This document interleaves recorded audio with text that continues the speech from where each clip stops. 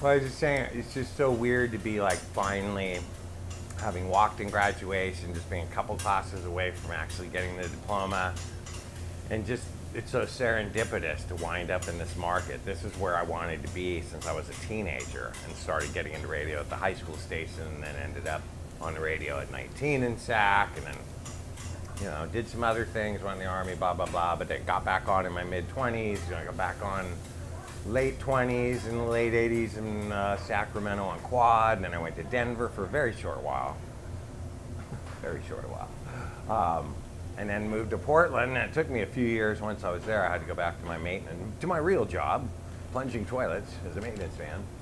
But to be back on the radio a little bit, 94, 5, 6, and then I hung up the headphones, and I was just going to be content doing maintenance the rest of my life, and getting the free apartment. And then the Bush crime family did away with the free apartment and started taxing that, and just kind of struggled for a few years. And then Mom had the stroke, absorbed that. Dad had died in '07, Mom in 2011.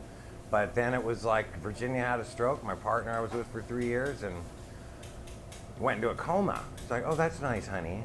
It's like, what do we do now? No one knows what to do. I really fell on hard times for 3 or 4 years. By about the second year, I was like, okay, you're in a veteran shelter and you're going to live too long. Drinking yourself did not work in North Dakota. Let's try to get a college degree. So I went back to school starting in 2014. And here I am, somehow. In 2016, I was looking for a communications degree major, and I ran across this BECA. What? Broadcast and Electronic Communication Arts. That sounds right up my former washed-up disc jockey alley.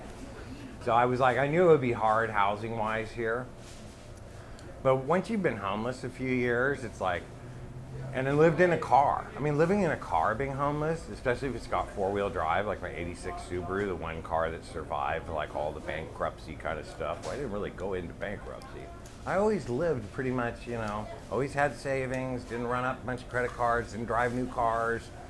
I was pretty thrifty. I had nice things, but thrifty, but I always paid cash for them.